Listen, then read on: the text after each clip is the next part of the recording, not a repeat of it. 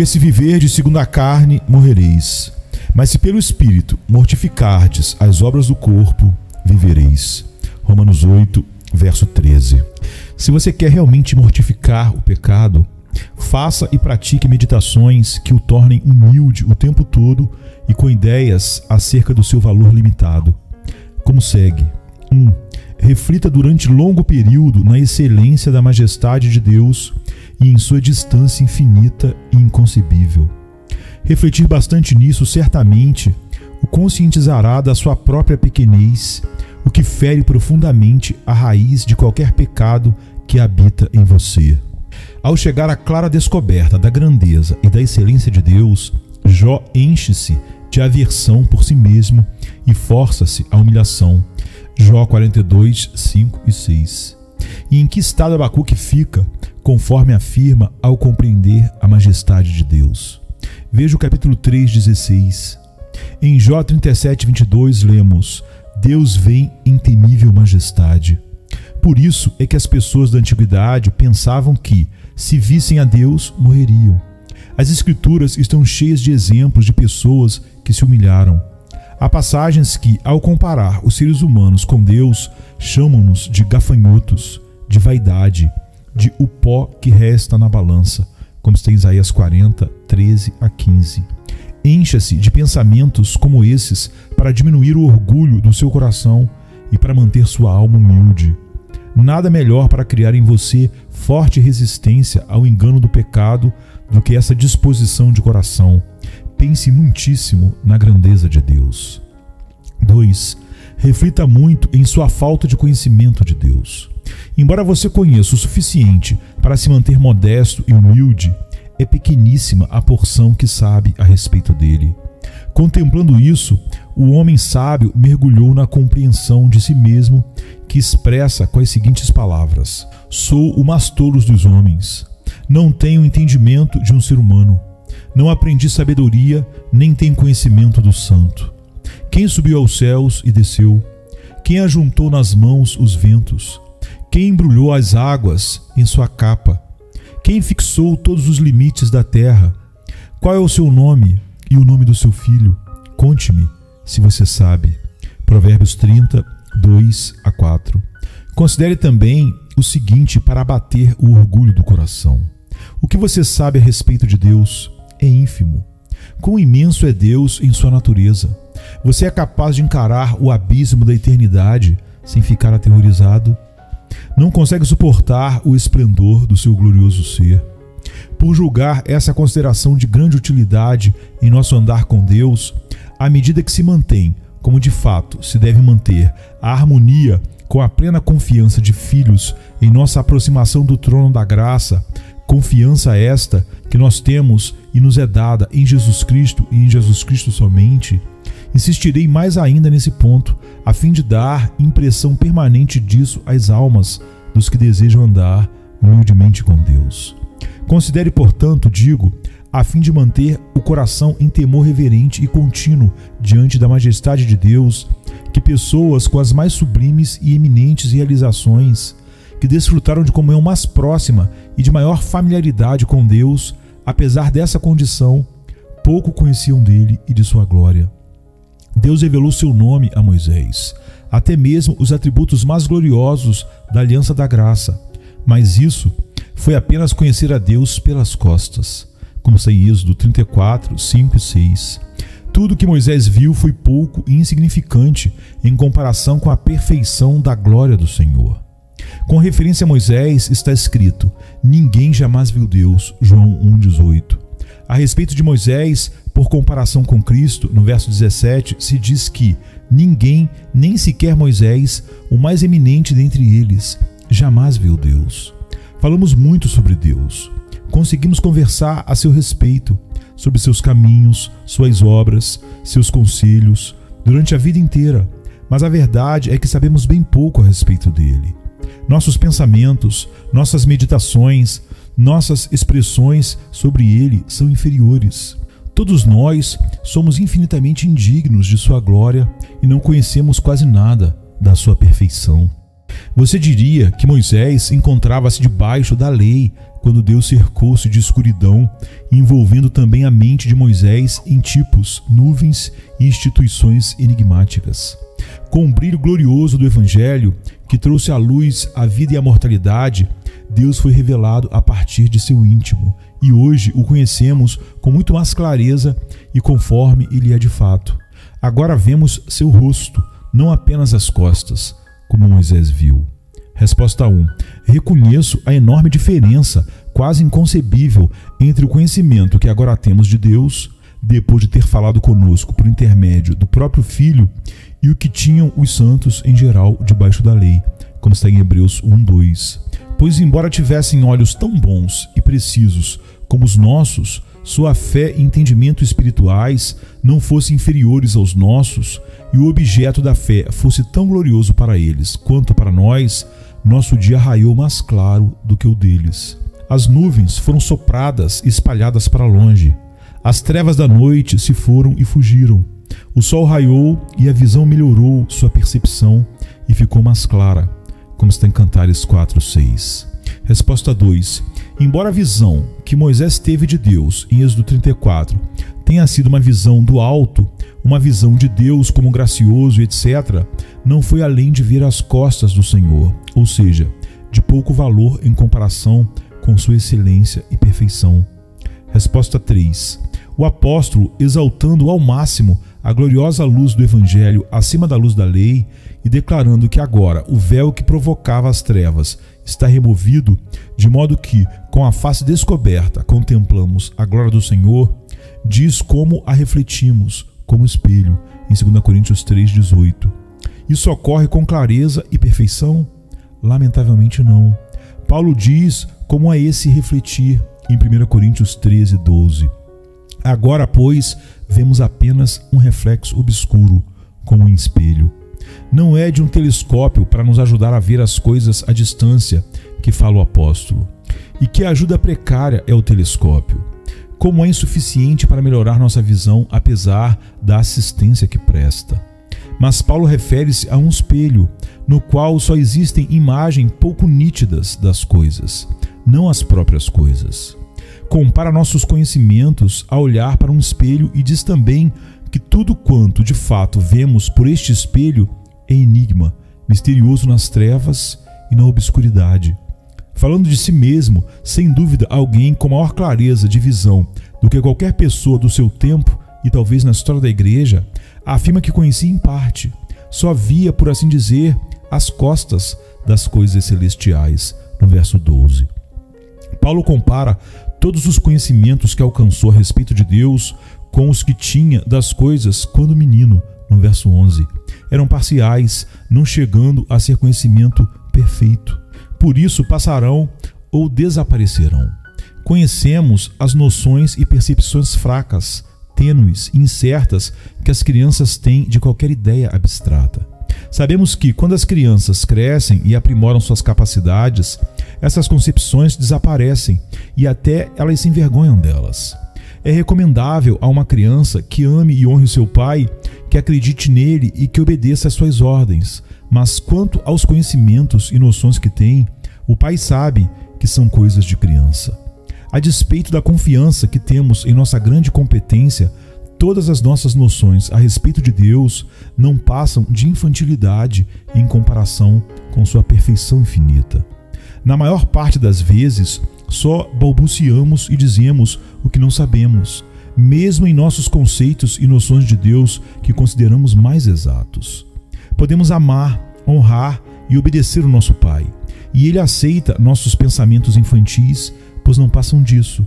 Somente o vemos pelas costas e pouco sabemos a seu respeito. Por isso, temos a promessa que tão frequentemente nos sustenta e nos consola em nossas aflições. O veremos como Ele é, como está em 1 João 3:2. Veremos face a face. Conhecerei plenamente da mesma forma como sou plenamente conhecido. 1 Coríntios 13:12. Ou seja, agora de fato não vemos.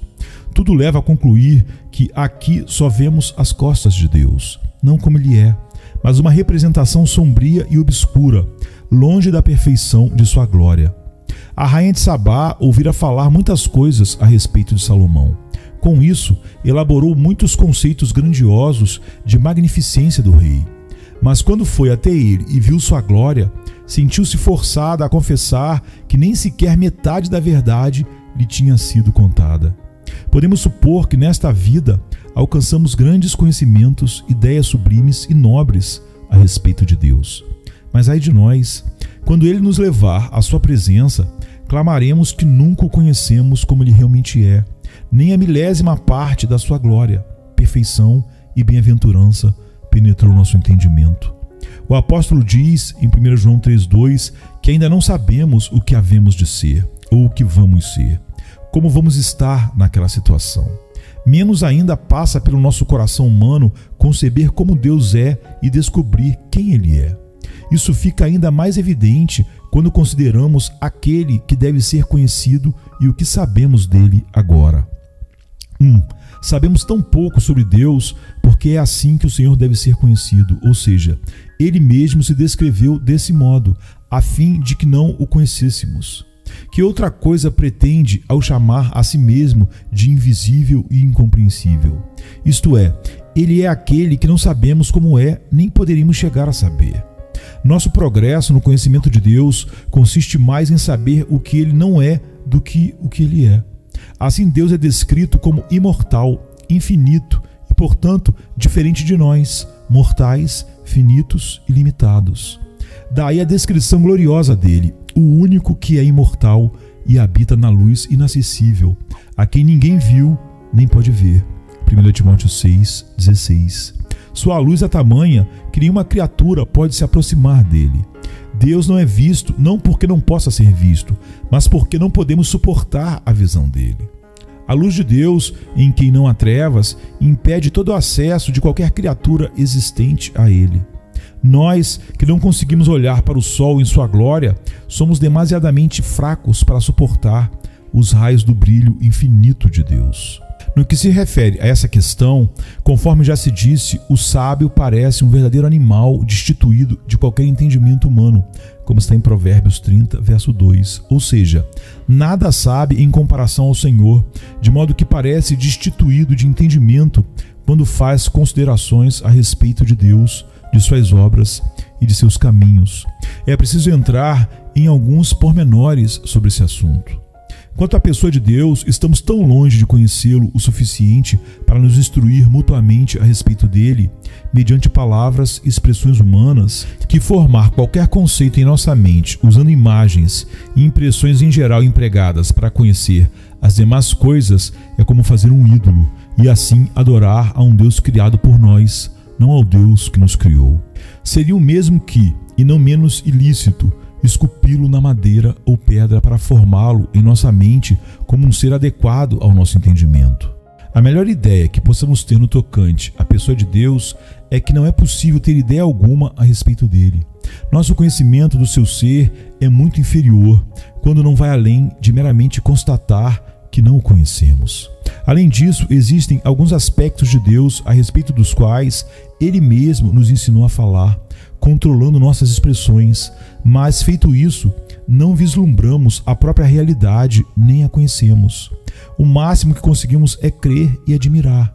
Professamos, conforme somos ensinados, que Deus é infinito, onipotente, eterno, e sabemos quantas polêmicas e noções existem a respeito da onipresença, da imensidão, do infinito e da eternidade. Afirmam que temos palavras e noções a respeito desses atributos, mas deles mesmos o que sabemos, o que compreendemos. Pode a mente humana, que é como nada, fazer mais do que se perder num abismo infinito, ou se entregar àquilo que nem consegue conceber, muito menos expressar? Nosso entendimento não é animalesco na contemplação dessas coisas como se nem existissem? Sim, a perfeição do nosso entendimento é não entender e permanecer nisso. Temos apenas um vislumbre daquilo que não passa das costas da eternidade e do infinito. O que direi da trindade ou da subsistência de pessoas distintas na mesma essência individual? Esse mistério é negado por muitos, porque não é entendido por ninguém. É um mistério cujas letras são todas misteriosas. Quem pode declarar a geração do Filho, a emanação do Espírito e a diferença entre uma e a outra, mas não vou dar mais exemplos em detalhes.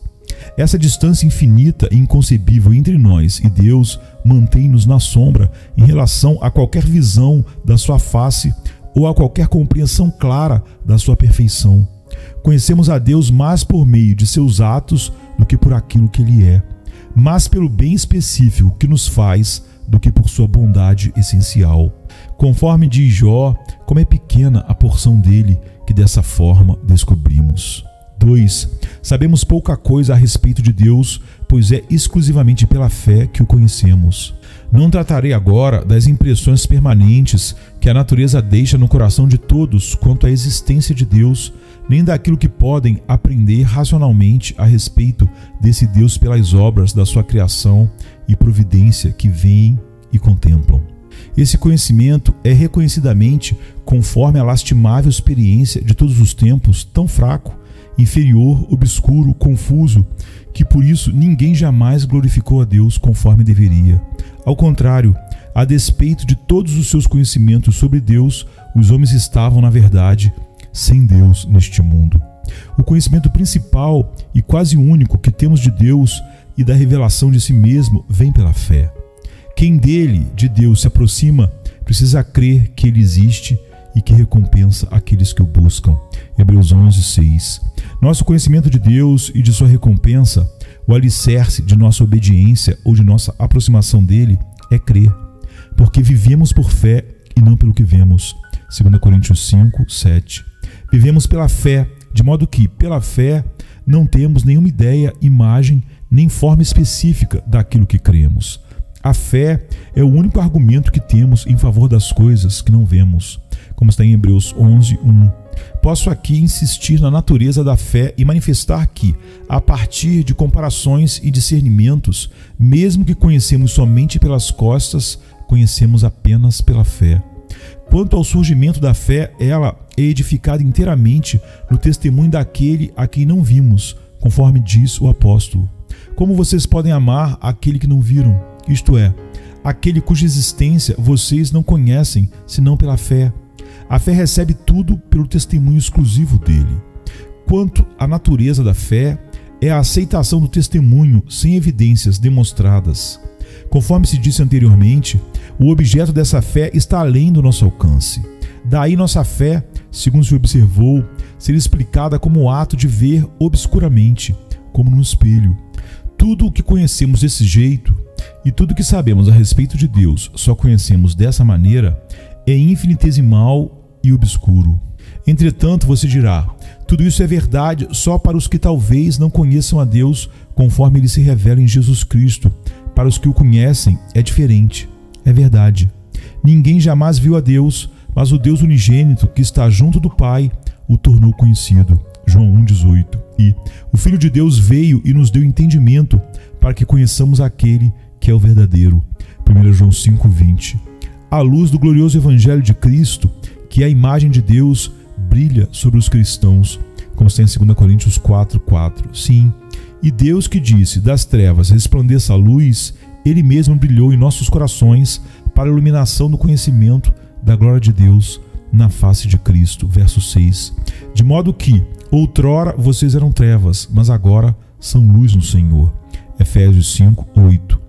O apóstolo diz, e todos nós que com a face descoberta contemplamos a glória do Senhor, 2 Coríntios 3:18, e agora estamos tão longe de ficar nessas trevas ou a uma distância tão grande de Deus que nossa comunhão é com o Pai e com o seu Filho, Jesus Cristo. 1 João 1:3. A luz do Evangelho, mediante a qual Deus agora é revelado, é gloriosa. Não uma estrela, mas o sol em sua beleza raiou sobre nós e o véu foi retirado do nosso rosto. De modo que, embora os não cristãos, e talvez mesmo alguns cristãos fracos, permaneçam em certa escuridão, os que tiveram algum crescimento ou realizações consideráveis possuem uma perspectiva e visão nítida da face de Deus em Jesus Cristo. Resposta 1. A verdade é que todos nós sabemos o suficiente a respeito de Deus para o amar mais do que o amamos. para nos deleitar nele e servi-lo, obedecer às suas ordens, crer e confiar nele muito mais do que já conseguimos até agora. Nossa visão obscura e nossa fraqueza não servem de desculpa para a nossa negligência e desobediência. Quem é que já viveu à altura dos conhecimentos que recebeu da perfeição, da excelência e da vontade de Deus? O propósito de Deus ao oferecer algum conhecimento de si mesmo é que o glorifiquemos como Deus, isto é, que o amemos, que creiamos nele e a ele obedeçamos. Rendamo-lhes toda a honra e glória que pobres criaturas pecaminosas devem a Deus, o seu Criador, que lhes perdoa os pecados em seu Filho amado. Todos devemos reconhecer que nunca fomos totalmente transformados segundo a imagem dos conhecimentos que já recebemos. E se tivéssemos empregado bem nossos talentos, Deus nos teria confiado mais deles. Resposta 2. O conhecimento que temos de Deus pela revelação de Jesus Cristo no Evangelho excede em preeminência e em glória, principalmente em comparação com qualquer conhecimento de Deus obtido de outra forma ou outorgado na lei do Antigo Testamento, mera sombra de boas coisas, mas não sua imagem expressa. Disso o apóstolo Paulo trata extensivamente em 2 Coríntios 3. Cristo agora, nesses últimos dias, revelou o Pai a partir do próprio coração, tornou conhecidos seus propósitos, sua mente e sua vontade muito mais clara e distintamente do que no passado, quando mantinha seu povo debaixo do treinamento da lei. É esse, na maior parte, o ensino pretendido nos trechos bíblicos antes mencionados. A outorga e a declaração clara e compreensível de Deus e da sua vontade no Evangelho são expressamente exaltadas em comparação com qualquer outro modo de se revelar. Resposta 3. A diferença entre os cristãos e os incrédulos no tocante ao conhecimento não se acha tanto no conteúdo nem no modo de conhecer. Alguns incrédulos talvez saibam mais e consigam dizer mais a respeito de Deus, de sua perfeição e de sua vontade do que muitos cristãos. Mas nada sabem do que deveriam, nada de maneira certa, nada de modo espiritual e salvífico, nada com luz santa e celestial. A excelência de um cristão não é ter ampla apreensão das coisas, mas sim aquilo que de fato compreende, talvez bem pouco, aquilo que vê à luz do Espírito de Deus, de forma salvífica e transformadora da alma. É isso o que nos dá comunhão com Deus, não a simples pesquisa investigativa, nem conceitos baseados em mera curiosidade.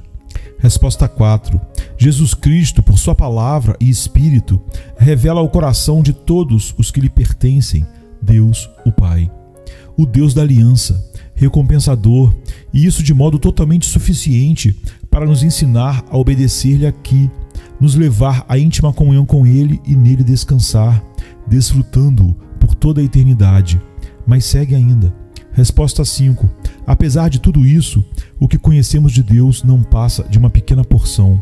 Só o vemos pelas costas. Porque a intenção de toda a revelação no Evangelho não é desvendar a essência da glória de Deus, a ponto de o vermos conforme Ele é, mas simplesmente declarar o fundamento suficiente para nossa fé, nosso amor, nossa obediência e nossa intimidade com Ele, ou seja, a fé que espera de nossa parte, acompanhada das devidas obras prestadas por pobres criaturas em meio a tentações.